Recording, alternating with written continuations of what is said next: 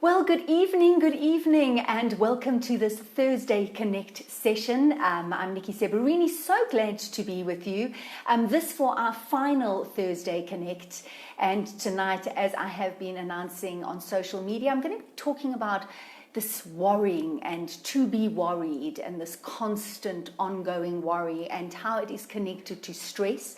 And I'm going to try and keep it as simple as possible and give you an approach and maybe one or two ideas that you can think about and hopefully move forward and get some ideas. So there is a comment section. If there's anything you want to add, please, if any questions, please go ahead. I'm very happy to answer any questions that you have. I do want to start off by saying that I also announced I've been having a Monday meditation and a Thursday Connect. And what I'm doing is because we've moved to zone 3 and, we're now getting a lot busier, and I'm sure you all are getting a lot busier. I'm going to combine the Monday meditation and the Thursday Connect. So we're going to get together every Monday evening at 7 o'clock, and it's going to be called Monday Connection. So there'll be a quick meditation, there'll be a themed discussion. So it'll just be a condensing of a Monday and a Thursday, and I really hope that you're going to join me on the Monday for the Monday Connection. Right, so let's go over the quote that I shared today. One day you'll look back and realize that you worried too much about things that don't really matter. And that can be a difficult one because something really feels like it really matters. But it's always in the hindsight when we look back that we think about, did it really? And can we have that kind of perspective in the present moment? So I'm going to start off by sharing an insight from Jon Kabat-Zinn. And I often mention Jon Kabat-Zinn because he really brought mindfulness to the Western world. And he's done so much in helping people deal with stress and deal with pain and spread the incredible work of mindfulness. So all the way back in 2004, there was a study, a P&A study done on stressed parents. This was a whole study done on stress. It was Earple, Blackburn, and Dubar who did the experiment. And what they did was they took a group of parents who had children who suffered from chronic medical conditions. Now you can imagine how stressed these parents were. And then they took a group of parents who didn't have children with chronic medical conditions. They didn't have a hell of a lot of stress, but they would consider themselves as stressed. And what they looked at was the telomere. And the telomere is part of the chromosome that helps the cell divide. And when the telomere is exposed to stress in the body, it starts to break down, it degrades. And so they looked at the telomere in the parents, the highly stressed parents of children who had chronic medical conditions, and the telomere in the parents whose children were fine and they just suffered from ordinary stress. And what they found, very interestingly, was that the damage to the telomere was exactly the same. And so as Jon Kabat-Zinn says, the stress was completely different. I mean, you could see huge differences in the stress, yet the way the body reacted was as if they were experiencing the same stress. So those who were experiencing extreme stress and those who were experiencing mediocre stress physiologically had the same experience. And what he says, it's never going to be about the stress, right? What I always say, or the external world, which is what I always talk about. It's about ourselves, our relationship that we have with stress, that we have with that situation. So that's what we get to work with. So let's identify what causes stress, because it is the stress that creates this ongoing worrying, this thinking all the time. And for some of us, it's even this catastrophizing, this creating these awful things in the future that could be happening and that could play out. So what causes stress? A need to, we stress about losing something. We stress about something terrible happening. And we stress about needing to achieve something, to get something. So just think about that again. We stress about needing to achieve, to reach something, to get something, to have something. We stress then about losing something. And then we stress that something awful is going to happen. And I'm not going to expand on those because I'm sure that as I said them, you could relate to certain areas in your life where you're stressing about really needing to get something, to be okay in this world, losing something, and something terrible happening. And when we have those stresses, and we all have those stresses, we all suffer from those stresses, we start to have these worried thoughts. Now, the worried thought is all about the future. We're worrying that we're not going to achieve something, we're not going to get something, and that all has to do with, being part of something bigger, being respected, being acknowledged. Are we good enough? We worry about in the future whether we're going to lose something, if it's our health, if it's the job, if it's the finances, if it's the friendship, if it's the relationship, that something awful is going to happen. We see what's happening with COVID. Everyone's worrying about the something awful that's going to happen. And so we are in this constant state of thinking about something that may never happen. And it has a huge impact on our physiology, and it has a huge impact on our emotional state and on our mental state, and they're all linked. And so it can be incredibly paralyzing when we find ourselves lost in worrying thoughts. And as I've said to you already, we are lost in thought 47% of the day. So start to identify how often you are lost in thought, worrying about something that may never happen, worrying about something that you have no control over. So this is where the future comes in. And with mindfulness and what Jon Kabat-Zinn talks about, and what is the idea of mindfulness? It's about very consciously bringing yourself into the present moment. And what does that mean? Does it mean that as I'm thinking about something, as I'm worrying about not achieving something, not getting something that I want, losing something that I have, something terrible happening, as I'm worrying about that, am I just bringing myself to the present moment and pretending it doesn't exist? Well, let's look at what's real and let's look at what's not real. The only thing that is real is this moment for you, this present moment. And mindfulness is very much about opening the door and welcoming in these emotions, the feelings, the stress, the worried thoughts, the anxious feelings, the anxious thinking. It's about noticing it, allowing, feeling it, and just curiously observing that you are not that you are the one, the observer, and bringing yourself, using your senses very, very much into the present moment. So that's how mindfulness will approach the stress and the worried thoughts. So I wanted to share a story. Well, it's more of an exercise, and this is Prithaji, who's a transformational leader and philosophy. So let's do this exercise. So go with me with this one. Close your eyes for a moment. And I want you to imagine you're on a boat in the middle of the sea, and there is a huge, huge storm. And there's thunder, and there's lightning, and there are enormous waves. And all of a sudden, this lightning strikes and it shatters the boat. But luckily, you're not harmed, and you dive out of this boat that's crumbling. You dive into the sea. It's rough.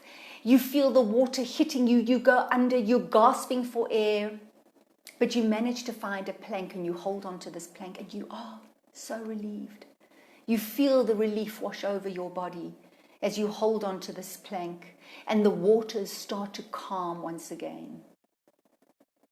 And then all of a sudden, you see something dark in the water. You see a shadow moving past you, and there's a ripple in the surface of the water. And it just ripples past you, and you look again, and there you see a shark. A shark circling you. Now open your eyes. And I want you to think about what you would do in that situation. Would you hold your breath and try and stay underwater and see if you can see the shark approaching you? Would you try and take the plank and see if you could maybe hit it as the shark approached you? What would you do in that situation? And I love how Prithaji takes this exercise and she says, just stop imagining. And do you feel that? Do you feel what happens to you as soon as you stop imagining? You know, when you're in it and you're imagining this shark and you're imagining this thing happen, did you feel it in your body? And then just stop imagining. And once again, I'm going to say, I know that it's not easy to just stop. And as mindfulness says, let's shine the light on the worrying and the anxiety and the stress. Don't shy away from it. Stand, welcome it. But know that it is just coming from a thought, that feeling that you have. Know that it is a thought and a thought will pass, and that it is not actually real. And that if you allow it to pass and you bring yourself back to this present moment, you will be fine, because when you are worrying about something in the future that may never ever happen. And you have to ask yourself, what do you and what do you not have control over? So I'd love to bring in Byron Katie's 3 kinds of businesses, because I think that it's pretty important to look at 3 businesses when it comes to worrying. And let's try and relate it to something that we're all dealing with, and that is what's unfolding right now, the COVID-19. And bearing in mind, we're all having a very different experience of it. So Byron Katie says there are 3 businesses.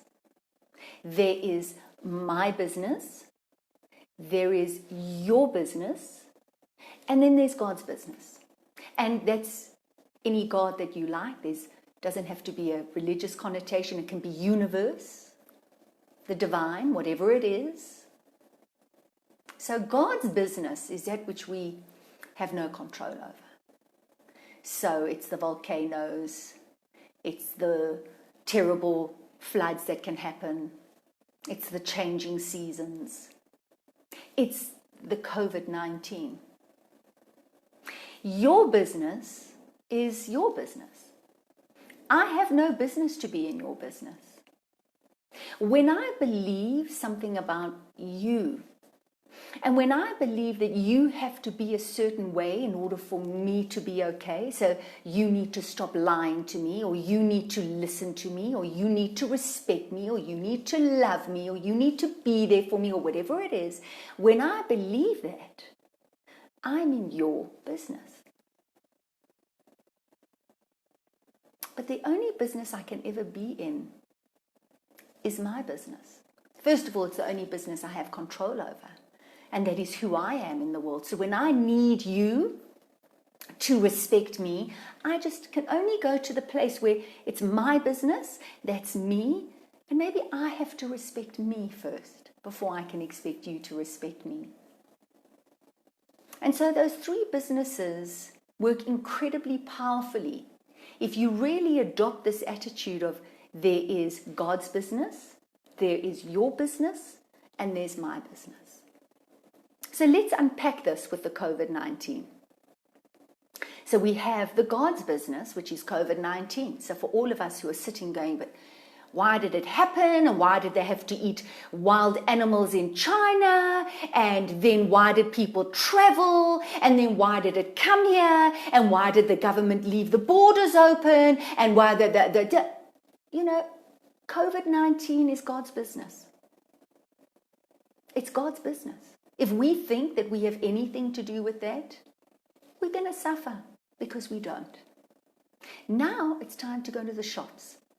And I'm standing next to someone and I notice that they're not wearing a mask. And I get very upset about the fact that they're not wearing a mask. And then I notice that they get closer to another person, or I sit worrying at home about the person who's not going to wear the mask. Or maybe I shouldn't see that person because they aren't wearing masks and they're not washing their hands and they just bring their groceries up. Whatever it is, that's when I'm involved and lost in someone else's business. Do I belong there? No. If someone else chooses to wear a mask or doesn't choose to wear a mask, is that my business? Now I know you're going to say, but of course it's my business.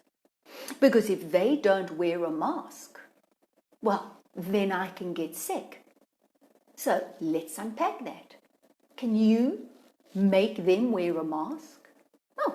You can go up to a policeman and you can say, this person's not wearing a mask, and that's between the policeman and that person. It's not your business. You, if you want to, can go up to another person and say, excuse me, please put your mask on. I feel very vulnerable, and that's fine.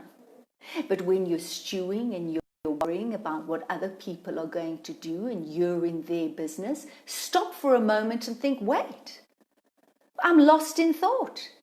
I'm thinking about this shopping. I'm here shopping. I'm worrying about this person. I'm worrying about this person. So when you're in your business, you wear your mask. You make sure that when you come home, you take off your clothes, have a shower, put on new clothes. Have your hand sanitizer. Wash your hands all the time. You make sure you're not close to anyone. You make sure that you don't touch any surfaces and touch your hand. And so you get to protect yourself the way you want to, and that's your business. And not wanting to simplify any of this, but really, how many of your thoughts are consumed by all these things that you have no control over because it's not your business? How many of you spend hours every day looking at news headlines, watching the news, feeling traumatized every time you hear about a number increasing, the death rate, that some countries opened up and, oh my goodness, kids went to school and now all the kids are closing and people are isolating. And not that we want to be an ostrich, but how's that making you feel? Do you have control over that? Is it your business? And when I say, is it your business, mentally, like what are you thinking and believing about it? Thinking and believing. And then how is that impacting you? Your experience of your world. How does that affect you? So a tip that I really, really want to leave you with is to, every time you find yourself lost, just really ask yourself, whose business am I in? And if we get rid of the COVID and we go, whose business am I in? When something happens with my child, when something happens with a partner, when something happens with a friend, how often are we talking about other people and what they're doing and what they shouldn't be doing and what's right and what's wrong? It's always up to us. Just go to within. If I see something in another person, it's because I need to work on that thing within myself. I have a problem with the other. Let me turn to myself and see how I can work on that. That's what it's about, because that's my business. So this idea of trying to control things when you can't is very stressful. And this constant state of worrying, stressing, catastrophizing, projecting into this future, and not knowing. You know, you can sit worrying about people right now and nothing may ever happen to them. What you're fearing about them getting sick or having to go into isolation and what's your life going to look like and will you ever touch them again and will that... It may never ever happen. The only thing you know is what's happening right now. And so catch yourself. So it's the 3 businesses. Whose business am I in? And it's moving to the check-in before you check out, which I introduced when I first started the Thursday Connect. And it's the idea, and once again, the reminder, the constant reminder that our thought in the moment affects how we feel, and that becomes our experience. We're not ever experiencing that. We're experiencing our experience, our mind, which impacts that. And thoughts change all the time. Yes, we attach to the thought. And then the thought gets really sticky, and then it gets stuck because we believe it. And then that becomes a story for us. But if we pull away and say that's just a thought. I'm worrying about whether my child is actually going to pass this year because I haven't seen them do much work, and I'm very, very concerned. And then all of a sudden you start to have visions of your child repeating the year. And then you have visions of your child being bullied because children are calling him or her stupid, and all of these things start to play out, and then you go, oh my goodness, and then we're going to have to pay school fees again, and what will happen, and what about their learning, and will I have to take them to a psychologist? You're going into the make-believe world, the illusion in the mind, the imagination, the movie. It's not real, but you've believed it. And I'm going to worry that I'm going to lose this. I'm worried that I'm never going to achieve this. It's all in the mind, and it's all the make-believe. So if we can pull away and go, this is just a thought. I notice that I'm having worried thoughts. I notice that I'm projecting into the future. And as you notice that, bring yourself back to this moment. So the check-in is, I notice I'm lost in thought. Feeling, where am I feeling it in my body? How does this make me feel? And we often don't want to go there because we don't want the icky, horrible feelings. But go there because it's just a feeling and it will pass. And bring yourself back to the moment. Look around you. Be aware of your nose, the air entering and exiting your nostrils, the feeling of your buttocks on the chair, the sounds around you. Bring yourself back to the moment. And then wake up. I was just in the movie. I woke up. As Byron Katie says, if your child is having a nightmare, are you going to stand and watch them? While they're having a nightmare, look at my darling child. Or are you going to go up to them and ever so gently wake them up and say, my love, it's just a nightmare. It's just a nightmare. Wake up. Well, you need to do that to yourself. Wake yourself up from the nightmare.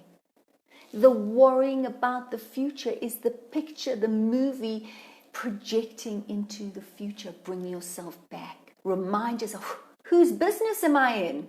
Mine, theirs, God's. Let me bring myself back to my business. So, I'm keeping the session very short tonight. And I wanted to end off with something that I personally find quite profound. There was a nursing sister still around. She's still Bronnie Ware, an Australian nurse, a palliative nurse, who looked after people who were suffering from all types of diseases. And basically, she was there for them for the last 12 weeks of their lives. And she nurtured them, and she loved them, and she looked after them, and she was witness to what came out of their minds, their minds out of their mouths, and how they expressed their desires, their regrets. And she started writing a blog because she found it so fascinating what came out of the mouths of people who had only a few weeks, days, hours to live. And she compiled a list, and there's actually a book. It's called The Top 5 Regrets of Dying. And I'm going to read out the top 5 regrets without going into detail. Number 1, most of these people said, I wish I had the courage to live a life true to myself, not the life that others expected of me. I wish I hadn't worked so hard. I wish I had the courage to express my feelings. I wish I had stayed in touch with my friends. And if we go all the way to the beginning where I spoke about the worrying, what creates the stress that we're not going to get what we want, the stress that we can lose something, lose what we have, the stress that something terrible is going to happen. Do you see how that held them back in those first 5? I'm going to repeat them. I wish I had the courage to live a life true to myself, not the life others expected of me. Why would you live a life that others want you to think that you should live. What they expect of you, that's the life you live. Why? Because are you fearful that you're going to lose something, lose them, lose their love, lose their attention? Maybe you're not good enough. You need something from them.